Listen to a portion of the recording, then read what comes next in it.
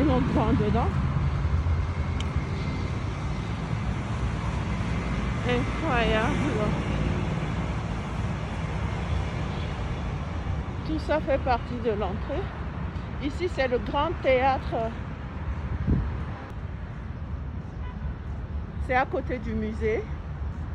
Aussi impressionnant. Je suis jamais venue là, mais j'espère qu'à mon prochain séjour à Dakar, je serai, Inch'Allah. Ok, à tout à l'heure. Je vais couper. Et puis après, essayer de redémarrer la caméra dès que je serai dedans. À plus. Et nous allons surtout parler de l'évolution de l'homme en allant de Toumaï aux Homo sapiens. Ouais, ok, donc on commence par ici. Exactement. L'Afrique, berceau de l'humanité. On dit que l'Afrique est le berceau de l'humanité parce que les fossiles les plus anciens ont été découverts en Afrique. Et à ce niveau, nous avons les différents sites où on a retrouvé ces fossiles les plus anciens. Ouais. Et ce sont ces fossiles. Nous allons les parcourir tout de suite. L'ancêtre de l'humanité, le Sahelanthropus thaliensis que nous allons découvrir tout de suite, il a été découvert au Tchad. Au Tchad. Elle Les premiers Exactement. fossiles, hein? Ok. Il date de 7 millions d'années, nous allons le voir tout de suite. Et de 7 millions d'années à 2 millions d'années, ils vont évoluer ensemble en Afrique. Ouais. Ils vont passer 5 millions d'années ensemble en Afrique avant de commencer à quitter le continent africain. Et grâce à ces 5 millions d'années qu'ils ont passé ensemble, nous disons que nous sommes tous africains par notre origine. Par notre origine. Voilà. Blanc, noir, Tous, arabe, exactement. chinois, tout le monde, quoi. Notre origine. Et à ce niveau, on a aussi d'autres critères qui font aussi qu'on peut dire que l'Afrique est le berceau de l'humanité. Ouais. On peut se baser sur le fait que les premiers humains à marcher en terre d'Afrique pour dire que l'Afrique est le berceau de l'humanité. Et ces empreintes de pas, nous allons les découvrir tout de suite de l'autre côté. Ok. On peut aussi se focaliser sur le fait que les premiers outils que les hommes préhistoriques ont fabriqués, ils les ont fabriqués en Afrique. Et ces outils aussi, nous allons les découvrir tout de suite. En ce qui concerne les vagues de colonisation, nous allons les voir à partir d'ici. Ouais. Les différentes voies de sortie. Ce qu'il faut d'abord noter, c'est qu'au début, il n'y avait que l'Afrique qui réunissait les conditions climatiques qu'il faut pour pouvoir abriter l'homme. Ok. Au niveau des autres continents, Était adapté. Exactement. Ok. il À n'y avait que des l'humanité. glaciations là-dessus et la vie y était impossible. Avec l'évolution, avec les changements climatiques, les climats seront favorables à ce niveau. Et c'est à ce moment-là que l'on va commencer à quitter l'Afrique pour aller occuper les autres continents. Ouais. Et l'espèce qui est partie en premier lieu, c'est l'Homo erectus. Ok. Par exemple, nous sommes des Homo erectus. Ouais. Quand on parle d'Homo erectus, on fait allusion à l'homme debout. Il est parti d'Afrique il y a 2 millions d'années et ces différentes voies de sortie sont représentées à travers ces flèches rouges. Il y aura ensuite une seconde sortie, mais cette fois-ci, elle sera effectuée par les Homo sapiens. Homo sapiens, ok. Et parmi ces Homo sapiens, on a l'Homo sapiens archaïque. Le premier des Homo sapiens, dénommé Djebel Irhoud. Jabal Irhoud. Il a été découvert au c'est Maroc, lui. voilà, et il date de 315 000 ans. Et puis, il y a un ou bien ils ont mis un? Jebel Djebel Irhoud. Irhoud 1. En fait, il y a plusieurs sites. Ah, ça, Et c'est ok. sur le site Irhoud 1 qu'on a découvert Djebel Irhoud. Ouais. Entre 300 et 200 millions d'années, ces Homo sapiens archaïques vont aussi quitter l'Afrique pour aller occuper les autres continents. Et les différentes voies de sortie sont représentées à travers cette flèche bleue. Oui, ok. Et maintenant, nous allons parler de l'évolution de l'homme. En allant du premier jusqu'au dernier. Ouais. L'évolution de l'homme. Voilà. Nous avons l'arbre généalogique de ces différentes espèces. En allant du Sahelanthropus thaliensis jusqu'à l'Homo sapiens. Ça commence en bas et puis ça Voilà. monte. Ok. Aujourd'hui, moi, vous et moi, nous sommes des Homo sapiens sapiens. Et ces espèces, on les a divisées en 4 classes en fonction de leur âge. Oh, La première classe, c'est cette classe-là que vous avez à ce niveau. C'est la classe des ardipithecinae. Ardipithecinae. Les ardipithecinae, c'est les espèces qui ont évolué de moins 7 à moins 4 millions À d'années. moins 4 jusque-là. Voilà. Et après, et à partir de moins 3, 5. C'est l'autre classe. Australopithecus et Paranthropus, c'est de moins 4 à moins 2. Ouais, ok. La troisième classe, c'est le genre Homo, de moins 2 jusqu'à 300 000 ans. Ok. Et de 300 000 ans à aujourd'hui, c'est la quatrième classe, nous, les Homo sapiens sapiens. Oui. L'ancêtre de l'humanité, le Sahelanthropus thaliensis. Ça, c'est l'ancêtre de l'humanité. Le Sahelanthropus thaliensis, c'est surnommé Toumaï. Toumaï qui veut dire espoir de vie en langue tchadienne. Ah, tout part du Tchad en fait. Exactement. Actuellement, le berceau de l'humanité, c'est tout au Moi, Tchad. je croyais que c'était Kenya. Donc, au début, c'était l'Éthiopie avec Lucie. Ouais. Mais aujourd'hui, depuis 2001, on a découvert Touma et Touma est beaucoup plus ancien que Lucie. C'est pourquoi maintenant, Tchad est... Et le berceau de l'humanité. Oui, Vous avez le Sahel tropical de l'autre côté. Ouais. Et les agriculteurs vivaient dans des forêts, dans des prairies humides. À ce niveau, vous pouvez voir comment ils étaient. Ils étaient beaucoup plus quadrupèdes que bipèdes. Ils marchaient plus avec 4 pattes qu'avec 2 pieds. Ok. Et là, en même temps, on peut noter l'évolution de l'homme. Son visage, il est à 7 millions d'années, 6 millions d'années et 4 millions d'années. 7 millions d'années, 6 millions d'années Et 4 millions et d'années. 4 d'années. Oh, Avec l'évolution, avec les changements climatiques, on va commencer à faire certains traits physiques. Et la bipédie, on va commencer à la pratiquer à partir d'ici. Et marcher sur leurs 2 pieds.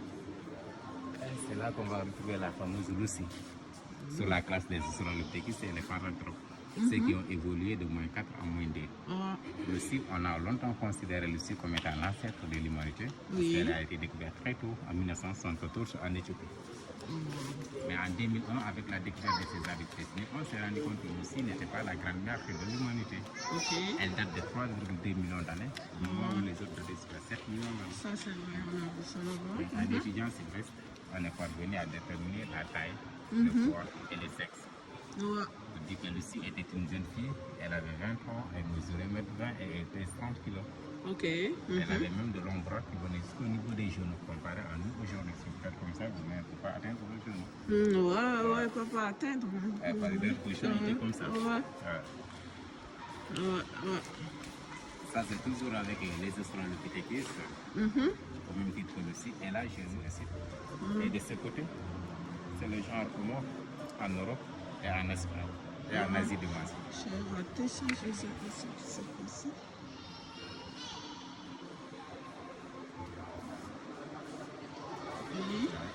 Et en étudiant la culture matérielle, on s'est rendu compte qu'ils ont fabriqué les mêmes types d'outils. Et en Afrique, et en Europe et l'Asie. Pour dire que c'est la même espèce qui avait quitté l'Afrique et qui est partie en Europe et en Asie. Et là aussi, ils vont se mettre à fabriquer les mêmes types d'outils. Et la seule chose qui pouvait changer, c'était la matière utilisée. Ils pouvaient trouver d'autres types de roses ici en Europe, que parfois ils ne les trouvaient pas en Afrique. Et les gens, au moins à partir de 500 000 ans, ils ont domestiqué le fou. On commençait à faire à cuire les aliments.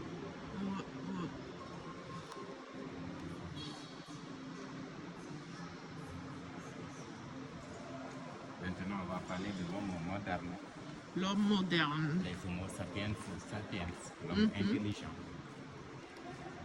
Et l'homme intelligent, au niveau de la taille des outils, si vous regardez bien, il ne va pas faire comme les autres. Non.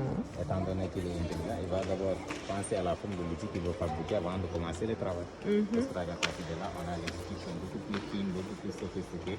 Au fur et à mesure qu'on va évoluer dans le temps, l'outil va perdre le volume. Ils vont commencer à fabriquer de petits outils. Oui. Ils étaient encore des nomades et c'est pas évident d'avoir de grosses pierres et de courir derrière les animaux. J'ai les différentes Homo sapiens qu'on retrouve un peu partout dans le monde. Djebel Iruk, Homo Kibish en Éthiopie. L'homme de Néandertal ou l'homme Néandertal. Lui, il est célèbre. Exactement, par rapport à Ouais. tout comme l'homme de Cro-Magnon. Regarde ça aussi, ça me dit. Ouais. Et à ce niveau, j'ai un homme sénégalisis. Voilà, Et il est comment lui? Intéressant. Oui, il a été découvert au niveau des îles du Saloum. Il a été découvert au pied d'un baobab. Ce qui nous rappelle un peu l'importance des baobabs ici au Sénégal, qui constituent des lieux de cimetières. Auparavant, on enterrait les griots dans des baobabs ici au Sénégal. On va terminer par là pour dire que nous sommes tous des Homo sapiens. Pour les animaux faire la fichon. Les haches polies pour faire de l'agriculture. Tu vois la hache onéotique, tu as la pierre polie plus du bois. Aujourd'hui, on a pierre polie. C'est comme la houe. Exactement. Microlithisme, la fabrication de petits outils. Les pointes de flèches. Les harpons pour la pêche. Les pierres perforées pour faire le tissage. Meule et molette. Évidemment, c'est quoi. Les grains de... Non, ça, je connais, j'ai déjà utilisé ça. On prend ça pour. Oui, les gens utilisent ça jusqu'à présent, surtout au niveau du Bénin. Ils utilisent encore ce genre de truc à peu près. puis, paraît-il, c'est beaucoup plus efficace pour écraser Et les puis même le petits goût, paraît-il que c'est différent. Mais Ouais. ça dépend de chacun. On nous dit quand l'homme s'est sédentarisé, il n'avait pas encore cette capacité de construire des maisons. Ouais. Il vivait sous des grottes. Oui. Et sous les parois de ces grottes, il faisait de l'art rupestre, des gravures, mais aussi de la peinture, une manière de retracer leur vie quotidienne. S'ils étaient partis faire de l'agriculture, ils vont essayer de montrer la scène, comment ça s'est passé. Si c'est l'élevage aussi, ils vont essayer de représenter les animaux. Là aussi au Tchad. Ouais. On peut aussi interpréter pour montrer comment était la femme tchadienne il y a 7000 ans. Pour montrer qu'elle était de très grande taille. Ouais, assaut. Et représenter aussi les animaux tels que la girafe au Niger, l'éléphant au Maroc. De manière ramassée, c'est ce qu'on a ici pour montrer que l'Afrique est le berceau de l'humanité. Oui. Et une manière de résumer l'exposition, vous avez l'œuvre d'un Haïtien qui est là. Le baobab, c'est l'œuvre d'un Haïtien, Édouard Duval-Carré, qui nous a implanté là. Le baobab vit son importance en Afrique. Et au Sénégal, nous, on consomme tout. Ouais, du baobab, les fruits du baobab, tout bouilli à l'aise. Et selon l'artiste, les racines, c'est pour signifier l'enracinement de l'homme en Afrique, la cohabitation de ces différentes espèces. Le tronc, c'est pour faire allusion à cette longue évolution de l'homme. Donc, l'haïtien, là, s'appelle comment encore? Édouard Duval-Carré. Édouard Duval-Carré. Voilà. Ok, Et les blancs, c'est pour signifier les différentes voies de Sahel.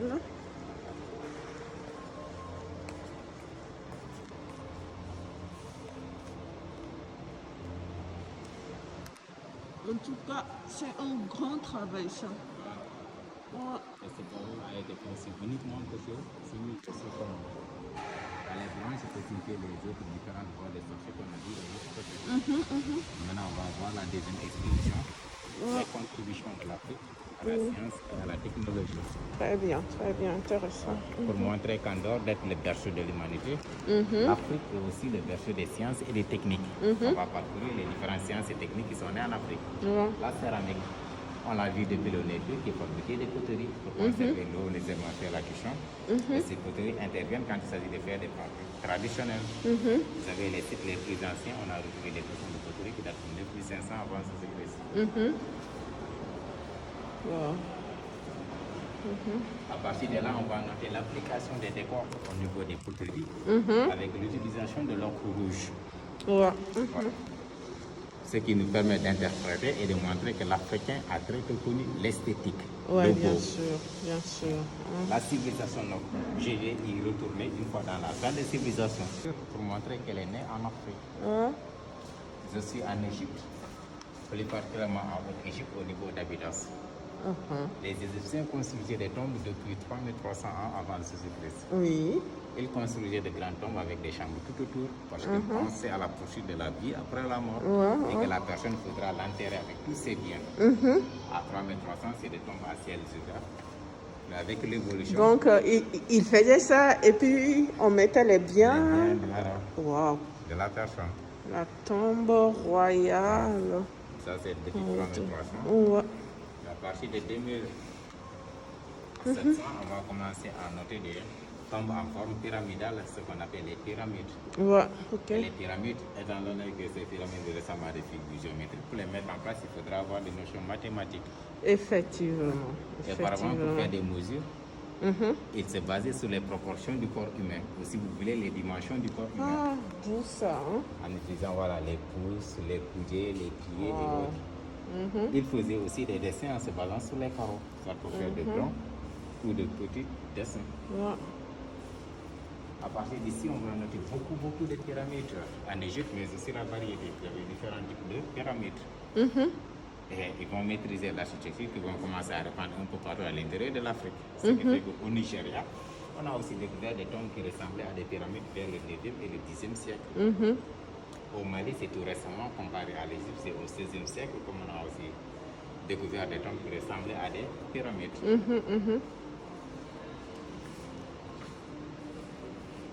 On continue avec l'architecture. Je suis maintenant à 1500 avant Jésus. Et c'est à partir de là qu'ils vont commencer à construire des maisons en utilisant des briques. Pour montrer qu'en Afrique, on utilisait des briques depuis fort longtemps. Et que l'architecture a commencé avec les tombes. Pourquoi ça a commencé avec le temps? Parce qu'en Afrique, on accorde plus d'importance à la mort qu'à la vie. Effectivement. Parce que le pharaon, c'est à son vivant déjà qu'il va commencer à construire sa dernière demeure. Yeah. C'est là-bas la dernière demeure, effectivement. Il faudra bien la préparer. Ouais, c'est ça.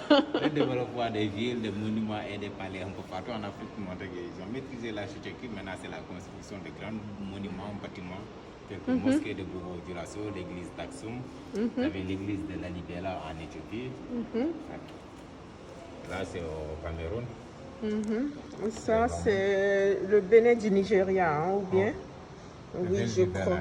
Oui, ouais. C'est le Nigeria. Au début, si on fait allusion au Bénin, c'est vers le Nigeria. Oui, c'est. Tout le Bénin plus le sud du Nigeria aussi. Oui, ça, effectivement. Étude comparative entre l'architecture africaine et l'architecture occidentale. Ces colonnes qu'on retrouve en Égypte qui datent d'environ 2700 avant Jésus-Christ, comparé à celles qu'on retrouve en Occident, c'est le même type de colonne. Oui, ce qui vient à dire.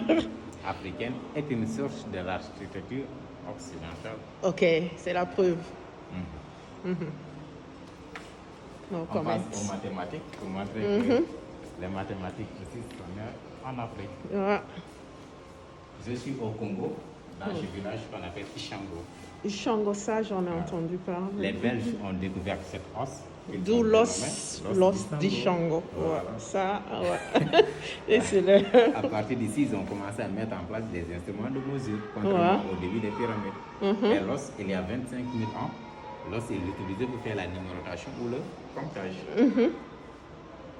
D'où l'équivalent de la règle d'aujourd'hui. Étude comparative entre les objets qu'on retrouve en Égypte et les chiffres mathématiques. On a comparé les archons au chiffre 1. Et si vous regardez, c'est la même représentation. Oui, effectivement. Et même au niveau de l'écriture égyptienne, au niveau des hiéroglyphes, c'est comme ça qu'ils représentaient les chiffres 1. Ils dessinaient le archon pour désigner le chiffre 1. Et pourquoi le archon et pas les autres outils? Parce que l'objet est utilisé pour faire la pêche. Et quand vous partez faire la pêche avec, vous ne pouvez pas attraper à la fois ni 2 ni 3 poissons. Effectivement. Seul poisson. Et vous le prenez pour représenter les chiffres. Et les hiéroglyphes, ce sont les symboles et les signes qu'ils utilisaient. Nous allons approfondir avec le papyrus de Rinde. Ce papyrus date de 1650 avant Jésus-Christ. Et dans cette partie du papyrus, on traite de la géométrie. Vous avez des figures géométriques telles que des triangles rectangulaires. Or, aujourd'hui, si on parle de triangle rectangulaire, on pense automatiquement au théorème de Pythagore et de Thalès. Effectivement. Pour dire que ces théorèmes qu'on attribue à Pythagore et à Thalès, ce ne sont pas ces derniers qui les ont inventés. 1650 avant Jésus-Christ, nous savons que Pythagore n'était pas encore né, Thalès non plus. Non. J'ai tendance à dire que le malheur de nous, Africains, c'est qu'on n'a pas très tôt commencé à valoriser les productions écrites. On n'écrit pas. Voilà, le savoir, c'est pas l'oralité. Et on ne documente pas. Exactement. C'est ça qui nous a perdus. Et c'est pas l'oralité. Et le plus souvent, celui qui détenait le savoir, il attend jusqu'à ce qu'il soit sur son lit avant de mort transmettre ça. pour commencer à transmettre. Trop tard. Et en Patéva, c'est ce qu'il a très peu compris quand il dit qu'en Afrique, un vieillard qui meurt, c'est une bibliothèque qui s'en va, définitivement. Mais alors, à nous. Peut-être qu'on aurait dû parler des théorèmes de Rinde ou autres. C'est la multiplication égyptienne. Pour faire de la multiplication au début, les Égyptiens ont maîtrisé uniquement que la table de 2. En dehors de cette table, ils ne savaient pas faire de la multiplication. Et du coup, aussi, de rencontre ce genre d'opération, ils sont obligés de les décomposer, de les rendre multiples de 2. 2 fois 1, 2, 2 fois 2, 4, 2 fois 4, 8, ainsi de suite. Là, c'est pareil, 27 fois 2, 54 fois 2, 100, ainsi de suite. Vous venez calculer le tout et donner le résultat. Et l'opération devient très longue.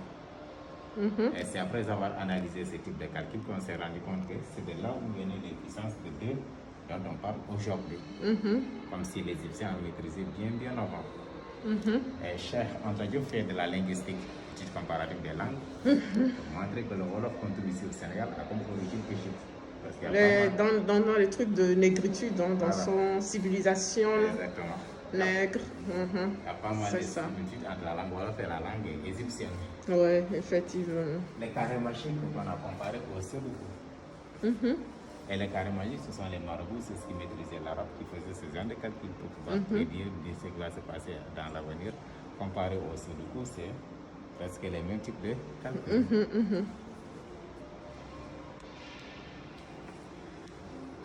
La dernière science, la médecine, pour montrer qu'elle est née en Afrique. Oui. Les Égyptiens fabriquaient de la bière en faisant la fermentation de différentes plantes. Et cette bière contenait de la tétracycline. Et la tétracycline, c'est de l'antibiotique. Oui, effectivement. Ce qui fait que si la personne tombait auparavant malade, on lui présentait de la bière comme médicament. Ouais. Qui est évidemment différente de celle d'aujourd'hui. Oui, évidemment. Bien évidemment. C'est pas la même chose. Comme tout médicament aussi, il faut voir en abus. Ouais. Nous allons parler des Zigandés avec la pratique de la césarienne. Ouais. Les Zigandés faisaient l'opération depuis 1879. Et depuis 1879, ils parvenaient à sauver l'enfant et la maman en faisant de la médecine traditionnelle.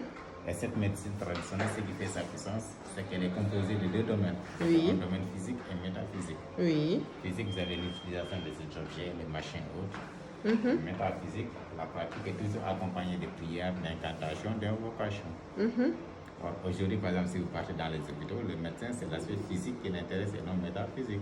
Non. Alors qu'avec la médecine traditionnelle, le plus Il y avait les deux. Exactement, les deux. Et le malade vous-même, ces journées, c'est le guérisseur. Il soigne tout type de maladies, telles que maladies des yeux, de cerveau, de cœur. Il fabriquait aussi des protèges en bois et en cuir.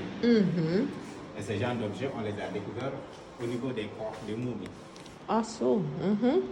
Ils faisaient des momies parce qu'ils pensaient à la poursuite de la vie après la mort. Et selon eux, le corps de la personne qui est morte ne doit pas se décomposer. Parce que si le corps se décompose, ce dernier ne pourra plus poursuivre la vie. Il faudra conserver le corps intact. Et pour faire la momification, ils enlevaient tout ce qui est pourriture. Intestin, cerveau, yeux, cœur, pour ensuite empailler le corps, l'envelopper et le garder au niveau des pyramides.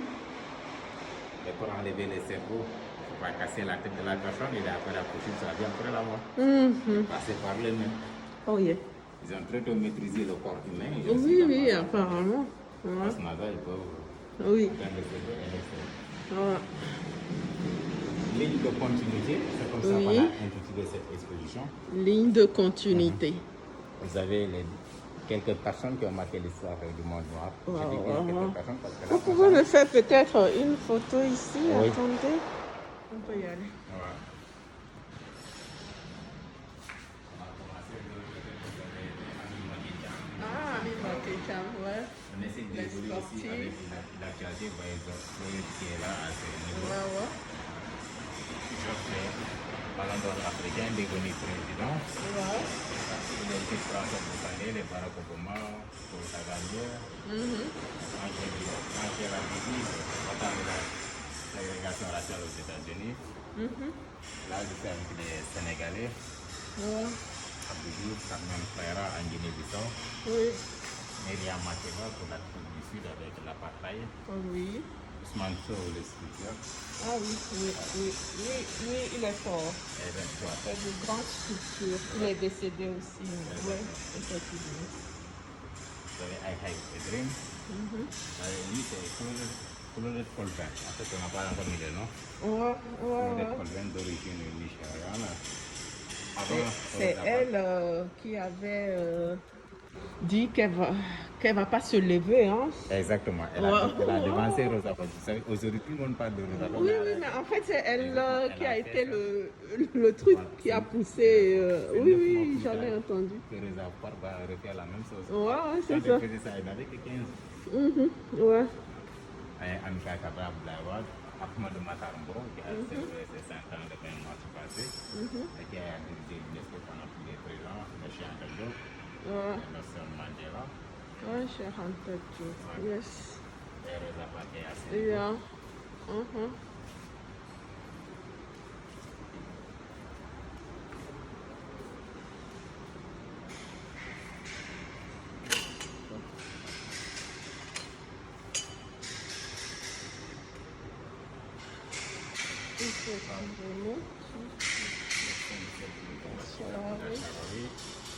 Haïti.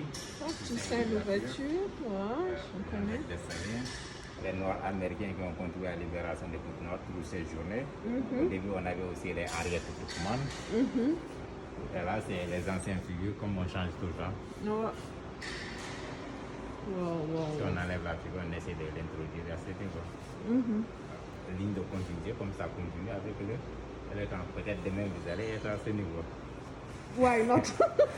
Why not? Alors, on va pas l'escalier, vous allez partir au niveau. Ok. Wow, c'est immense quand même, hein? Oui. C'est immense, immense.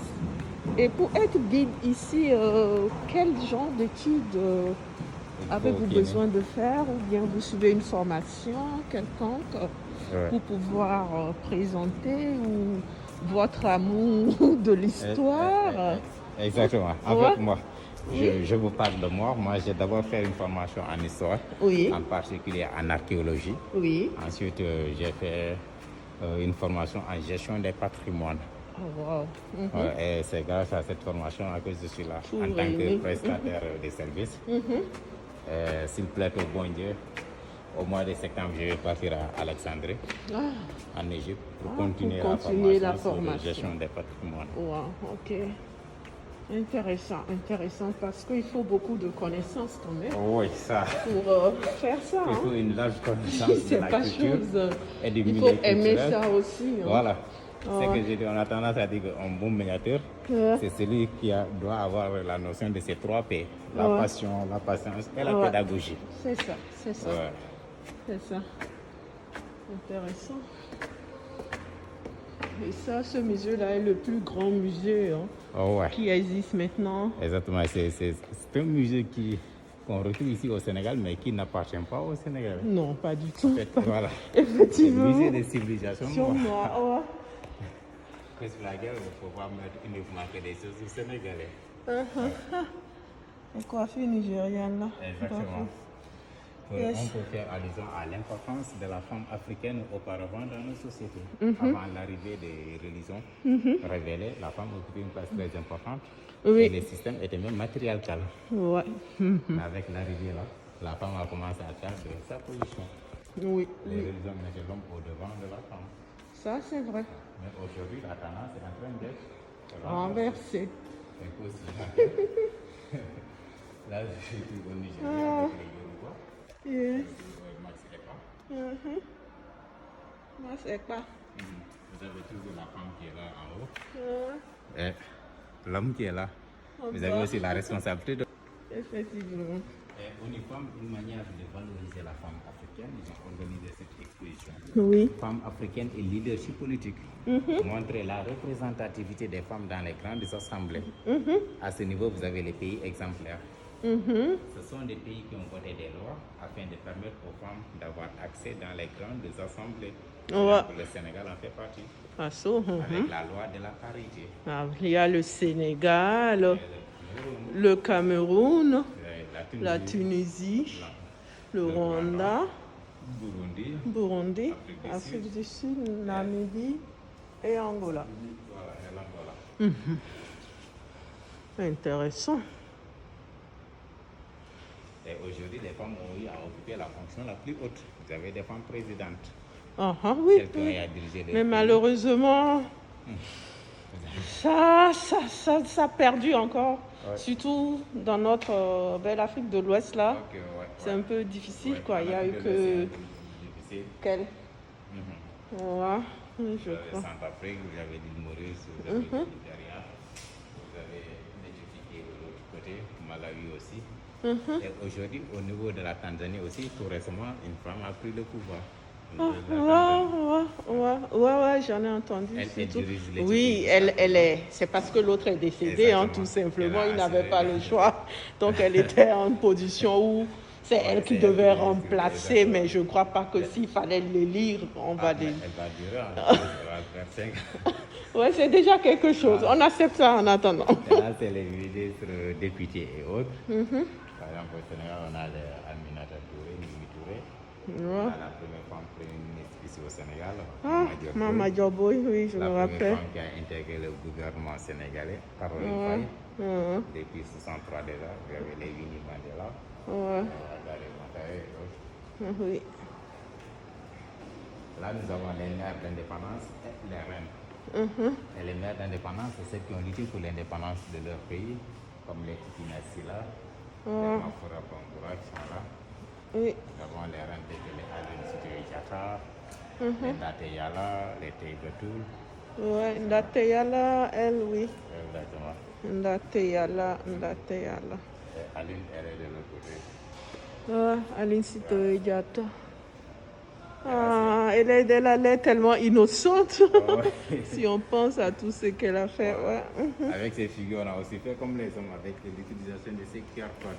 Yes. Nous avons les pays avec les pourcentages. De 0 à 10, 10 à 30 et de plus de 30%. Ouais, ok. La République béninoise aura dit la représentation des femmes dans les assemblées élues. Ok. Yes. Maintenant, nous allons voir les civilisations africaines continentales. C'est les différentes marques et statuettes qu'on retrouve un peu partout en Afrique. Là, je suis au Cameroun avec les gardiens du temple.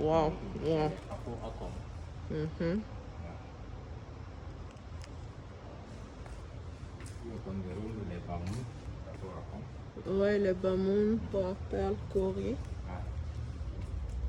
Je suis au niveau des Mitchogo qu'on retrouve au Gabon. Au Gabon, ouais. Ouais, et ce genre de portiques-là, on les retrouve à l'entrée de chaque village. Ça là, au Gabon? Ah ouais. Ça là. Intéressant. Ouais. Ah, c'est des portiques de sécurité.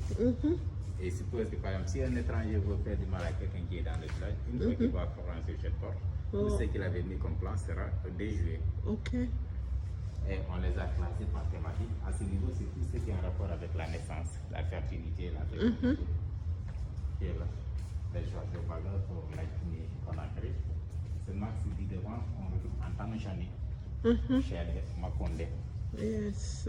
Et ce max est porté par les hommes. Ok. S'il y a des manifestations culturelles auparavant en Tanzanie, l'homme à qui sa femme est enceinte va porter ce genre de max.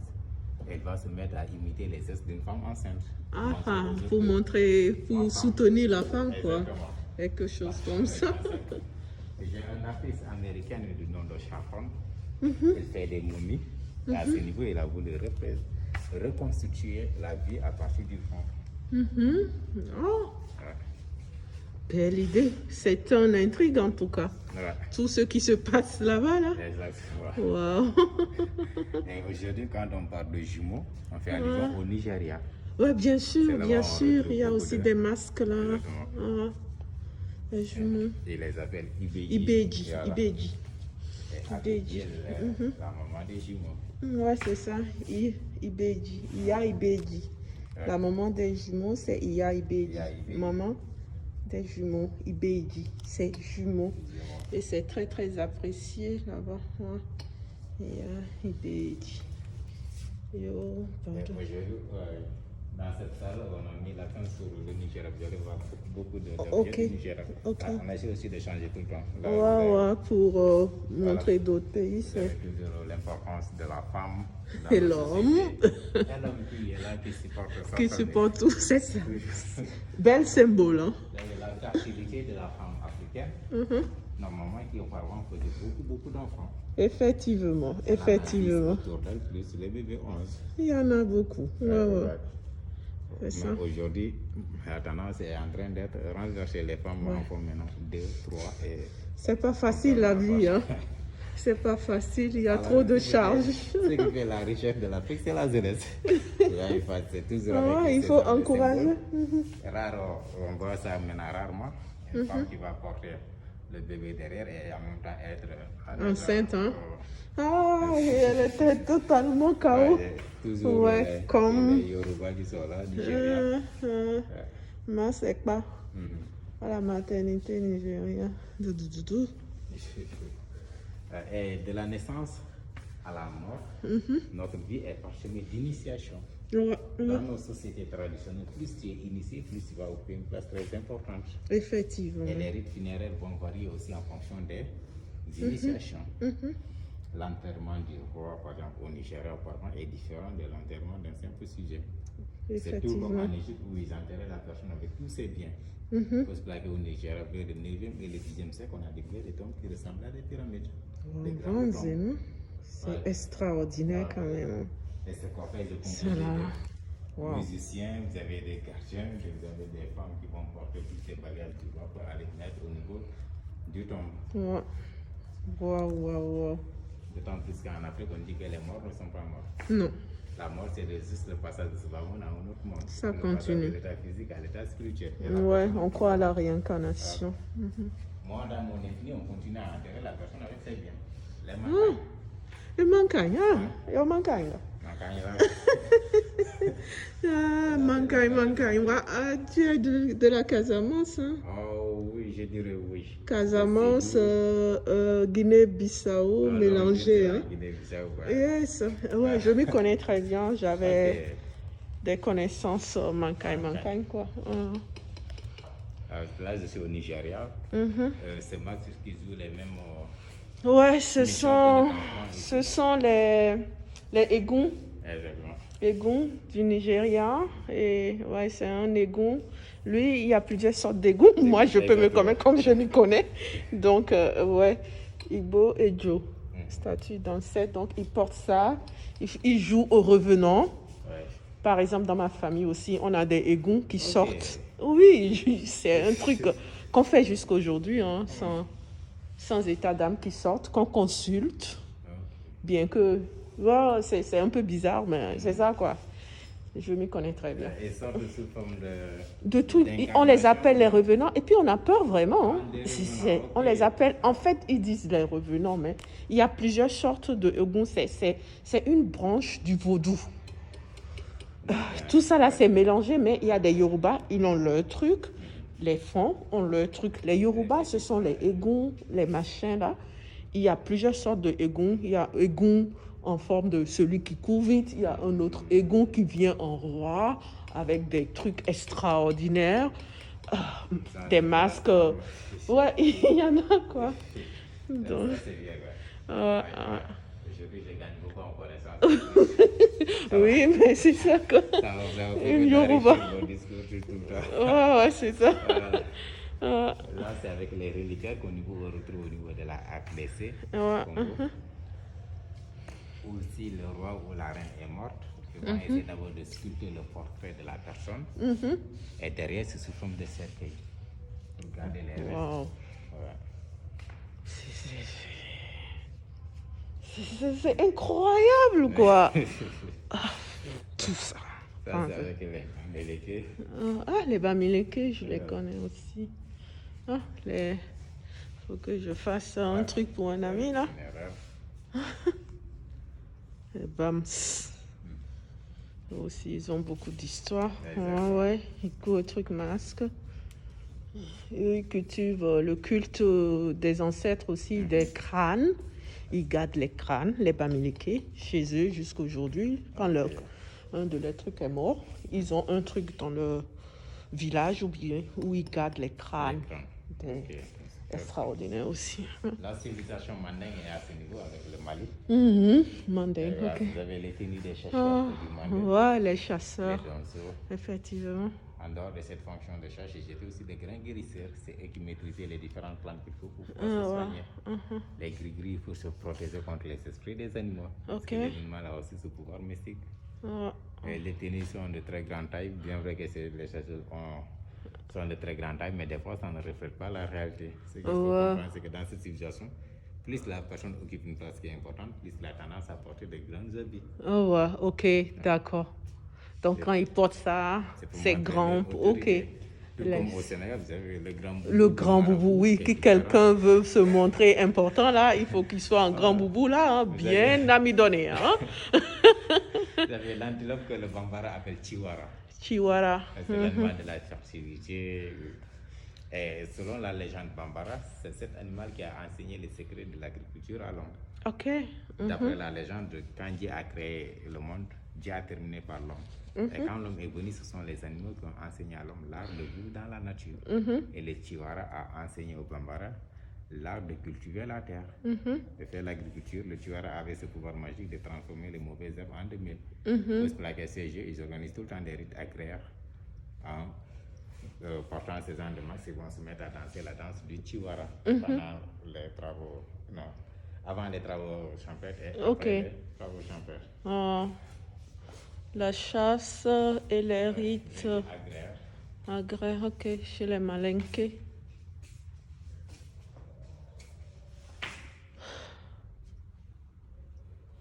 Ah.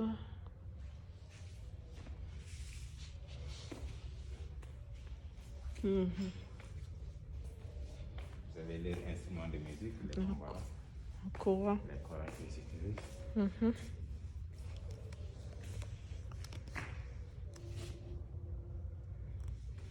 Ça, c'est au niveau de la Côte d'Ivoire, les Nord des îles. Mhm. Là, je suis au Nigeria. Les... Mhm. Tunku. Compantine Contos. À ce niveau, c'est avec les hambes qu'on retrouve chez les lébous. Ah, so, yeah, les lébous, hein. Ouais. Ok, ça intéressant. Les lieux, Hambo. Exactement. Eux aussi, ils croient au truc là, hein. Exactement. Et puis, ça ne se passe souvent les lébous, mon ethnie aussi, les Mancagnes, on a des hambes aussi. Ouais. Les lieux où repose l'esprit de la personne qui est déjà morte. Ok, un t'es dans des tours, Exactement, les des trucs comme photos. ça. Ah. Des fois, si la personne est malade, pour prendre des bains, pour se purifier aussi. Ouais. Mais les hambes varient aussi, il y a des degrés, il y a des hambes qu'on retrouve au niveau des familles, si ça s'agit de garde de famille et autres. Mais il y a d'autres hambes pour tout le village. Là, c'est la civilisation égyptienne, la plus ancienne. Étant donné qu'ils sont tellement familiarisés aux animaux, la plupart des dieux et des déesses sont représentés avec les symboles des animaux. La déesse Chakmat avec la tête du lion, les Akhenaton, les Chrysanthemum, le faucon sablé. Il y avait Jean-François Champollion qui a déchiffré ces hiéroglyphes. Narmer, le pharaon qui a initié ces deux Égyptes. Akhenaton, le chef mettait là assise. Mais malgré cette polythéisme, ils ont un dieu suprême qu'ils appellent Ré ou Ra, c'est le dieu soleil. Parce que là, elle a c'est le soleil au-dessus de sa tête. Ah, so, c'est pourquoi, ok. Ouais. Yes. Maintenant, on va voir les appropriations africaines et des religions abrahamiques. Ok. Comment l'Africain a quitté l'animisme pour pouvoir Adopter ces religions. Mais ils n'ont pas tout à fait quitté l'animisme, hein. Il y a toujours... peut-être on devait revenir à ça. Fétiche fond. Ah, fétiche fond, hein. Ouais. Je fais shit fond, Bénin, Porto Novo. Yeah, Porto Novo, c'est ma ville, en fait. Ok. Fétiche fond, les divinités de l'émergence monothéiste. Yes. Donc, c'est ce passage-là. On passe, on quitte, supposons, l'animisme, entre guillemets. Et puis, on voit comment... Il y a toute une logique, une cohérence avec les expositions. Ouais, bien sûr. Et là, on a vu l'accent, comment l'Africain s'en est approprié, mais en particulier le Sénégalais. Ok. Vous avez mis l'accent sur le Sénégal. Ok. Le christianisme au Sénégal qui était traduit en langue nationale. Et à ce niveau, on a pris l'exemple du Mankagne, la ville traduite en Mankagne. Ok. Ouais. C'est traduit en Mankagne? Oui. Étant donné que c'est la seule ethnie où on retrouve presque pas de musulmans. Effectivement, je connais que des Mankagnes chrétiens. Effectivement. Effectivement. Nous, soit on va garder notre animisme ou bien on est chrétien catholique. Chrétien, vous partez le syncrétisme en fait, quoi. Hein? Parce qu'il y a pas mal de similitudes entre le christianisme aussi, entre nos pratiques traditionnelles. Ouais. Pourquoi ils mélangent ça? D'où le syncrétisme. L'instrument de musique, des mandingues, les koras qu'on retrouve dans l'église catholique. Ouais. Quand on va chanter les chansons religieuses, on a les koras, les tam-tams, les parafons pour montrer qu'on prend des choses traditionnelles qu'on ajoute à la religion. Ouais, c'est ça. Les sept diocèses c'est pratiqué. Les évêques qui dirigent actuellement ces diocèses. Vous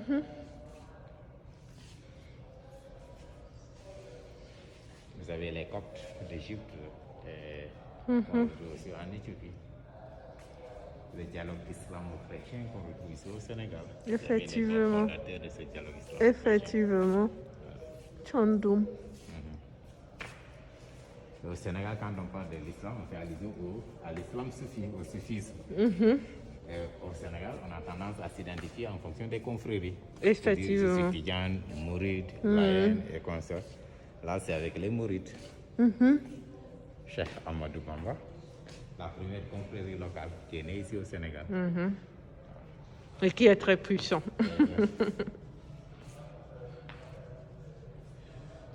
Ouais. L'autre confrérie aussi, elle est locale, les Layènes. Les Lions, ouais, j'adore aussi. Eux, ils ont un truc que j'aime bien aussi.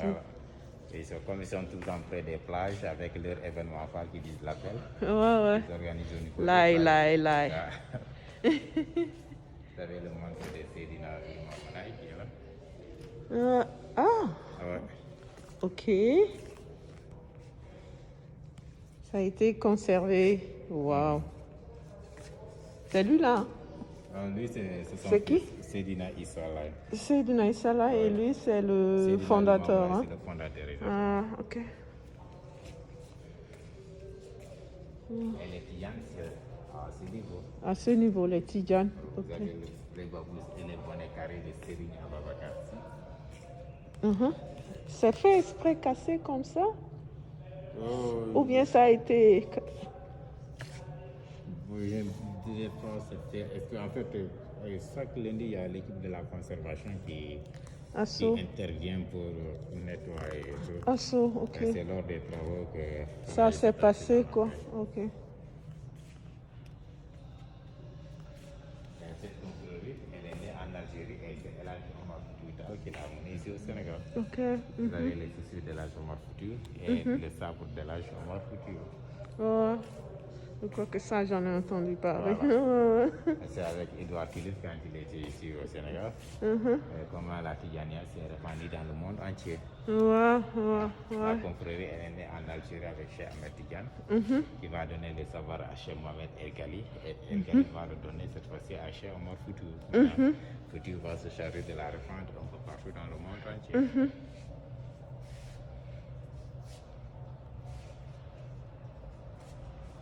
On a la première confrérie qui est arrivée au Sénégal à ce niveau, depuis le XIe siècle, avec Cheikh Abdou Khadr Djelani.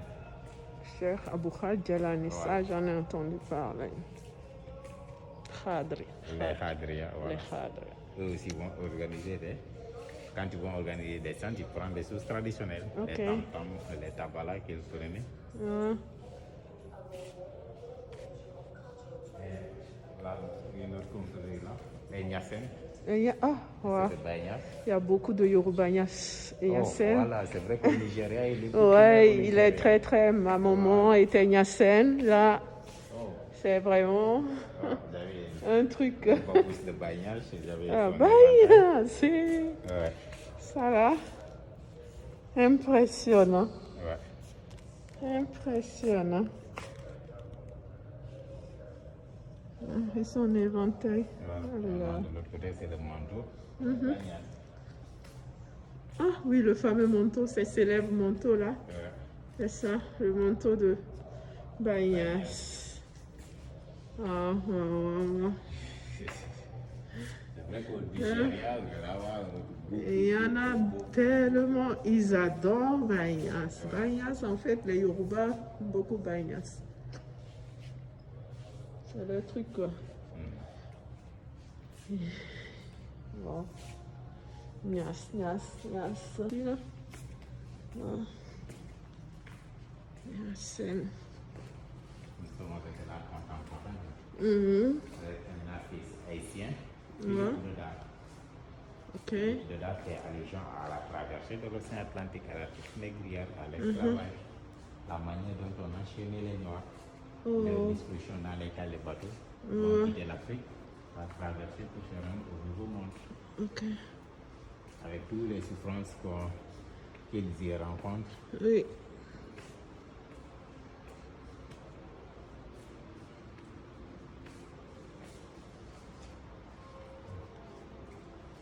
Maintenant, l'Afrique, c'est cette salle-là où vous avez les différents artistes qui ont gagné le prix de la Biennale de Dakar. Ok. De 92 à 2018.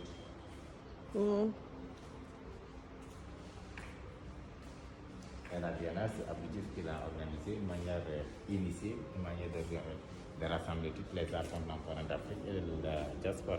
Chaque 2 ans, on l'organise. Ici, oui. L'artiste qui gagne le prix, on amène son tableau. Ouais. Vous avez une camerounaise, Angèle étudie et Samba, photographe camerounaise.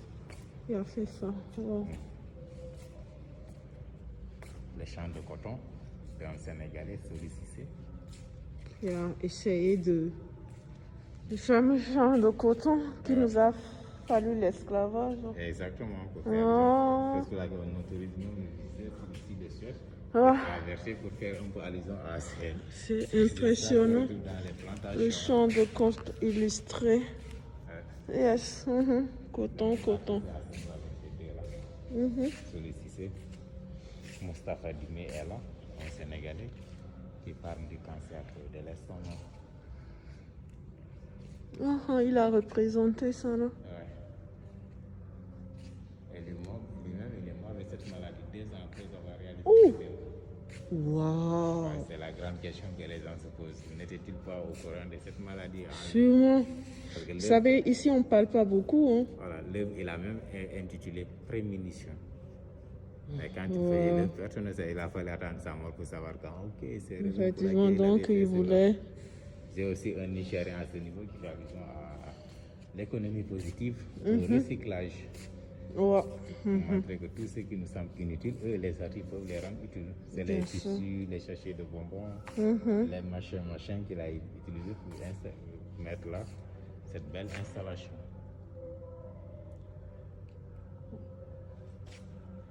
J'ai aussi un autre Nigérien qui fait aussi de la récupération, cette fois-ci avec du métal. Du métal, hein. Il fait la transformation, le recycle.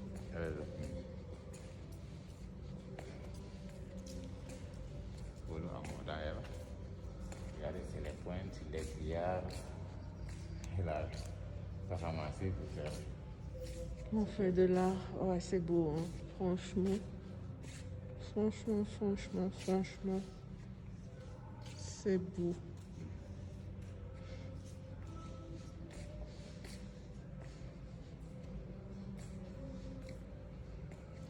À ce niveau, c'est qualificatif.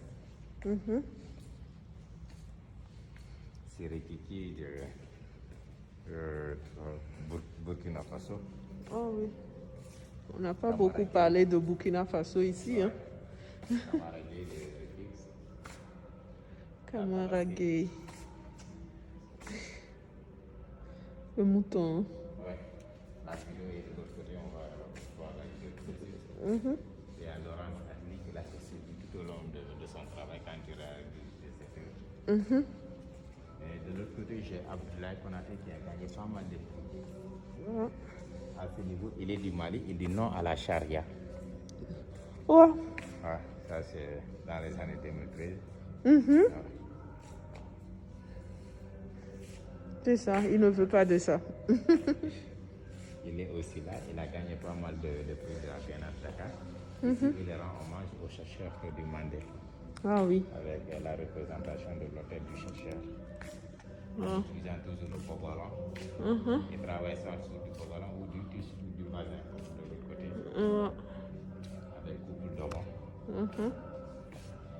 Laila Adjovi, une franco-béninoise photographe, c'est elle qui a remporté la dernière édition de la Biennale. de 2018. Ouais, j'ai vu ça en bas. Ouais. J'ai vu ça là-bas. Elle fait allusion à l'Afrique qui est emprisonnée et qui est à la quête de sa liberté. Et l'Afrique qui est emprisonnée, pour gagner sa liberté, l'Afrique doit faire parler ses potentialités. Les aides de l'Afrique, c'est pour représenter la jeunesse et les ressources minières. Cette jeunesse qu'il faudra envoyer à l'école. Apprendre, gagner leur envol et ensuite... C'est elle qui est là ou bien c'est une autre un mannequin, quelque chose comme ça? Les 3 dernières photos, c'est lors de la Biennale au niveau de l'ancien palais de justice. C'est là qu'elle a fait cette 3 prises. En tout cas, c'est significatif. Ouais, emprisonné dans les murs, il faut faire sortir ça. Yes. Laila Adjovi. Laila Konaté avec du bazin. Voilà. Ce sont ses matériaux préférés, bazin au bogolan. Ah ouais, c'est ça qu'on porte le plus aussi au Mali. Hein. C'est cohérent. Qui est du bas de la Casamance, Chose connue qui fait allusion à ces cultures modernes. James Kokogi, Côte d'Ivoire. Côte d'Ivoire. Son œuvre, il a intitulé Les lecteurs. Les lecteurs. Oui. Un lecteur qui n'a pas de tête. Effectivement. Il dit que son lecteur n'a pas de tête parce que l'histoire qu'il est en train de lire n'est pas la vraie histoire. C'est une histoire qui a été écrite par les colons. Ah ouais. Ok. Cette histoire-là, il faudra la lire aveuglément et ne pas la consommer. Ah ouais. Quand Ok. son lecteur aura la tête, quand nous, Africains, nous allons réécrire notre propre histoire. Et il a tendance à dire On doit se mettre au travail. Il a tendance à dire que si Cheikh Anta Diop est reparti en Égypte pour faire des études, c'est parce qu'il avait entendu qu'on a dit, il a lu quelque part qu'on a dit que les Africains n'ont pas de culture, ils n'ont pas de civilisation, une manière de démontrer. Il voulait démontrer. Montrer que ce qu'il dit de nous n'est pas la vraie chose. Oui, on ne doit pas croire à ça, quoi, franchement. Mais il fallait le démontrer, c'est ça. C'est pourquoi, cher Anta Diop, ici, il faut armez-vous de la science jusqu'au bout. C'est jusqu'aux dents, effectivement. C'est hyper important. C'est à base de ça que on pourra démontrer beaucoup de choses. Sinon, vivant. J'ai aussi un œuvre intéressant qui est là. Très joli. Sénégalais. Très joli. Mansour Siskanakassi. Siskanakassi. Et son œuvre, il a intitulé. Wow, c'est beau. Hein? Laboratoire de déberlinisation. Hein? Désaliénisation. Déberlinisation pour prendre le contre-pied de la conférence de Berlin. Déberlinisation. Voilà. Comme c'est à Berlin que les Oui. partagé l'Afrique. Oui, en 1800, machin, là. 1884, novembre 84, février 85. Il demande aux Africains de s'unir et de brûler ces frontières qui leur ont été imposées. Les portes et les brins d'allumettes. Déberlinisation. Voilà. Laboratoire. Ça, c'est intéressant. Les quelques brins qui sont là, qui sont brûlés, montrent que l'idée est là à travers des les allumettes. L'Union africaine. Maintenant, il faudra partir jusqu'au bout, brûler toutes ces frontières et mettre en place nos propres frontières. Ça, c'est du boulot. Oui. Je crois que ça serait du boulot. Ça. Ne serait-ce qu'en prenant l'exemple du Sénégal et de la Gambie. Ouais. Est-ce que la Gambie va accepter de céder? Je ne crois pas, c'est un peu trop tard. Mais l'idée est là quand même. Oui, c'est là, mais on doit faire avec, peut-être prendre ce qu'on a actuellement et essayer de, je ne sais pas moi, de faire de sorte qu'on puisse adopter ça et puis peut-être changer quelques petites choses, mais... Ouais, mais ça serait difficile de revenir en arrière. Laurence Attiné, ça c'est la vidéo quand il suivait l'autre là, Kamaragé, la Tabaské. À ce niveau, par exemple, l'artiste est en train de faire une étude comparative entre ce sacrifice-là du jour de la Tabaské. Qui est? L'artiste c'est Kamaragé, mais celui qui a réalisé la vidéo c'est Laurence Attiné. Pour montrer comment nos politiciens ont été assassinés pour que la puisse gagner son autonomie. Il compare la manière dont on a tué le mouton avec Patrice Lumumba. Oh là là. Et puis, sur la vidéo, c'est une vidéo qui prend 26 minutes, quelque chose comme ça. Voilà.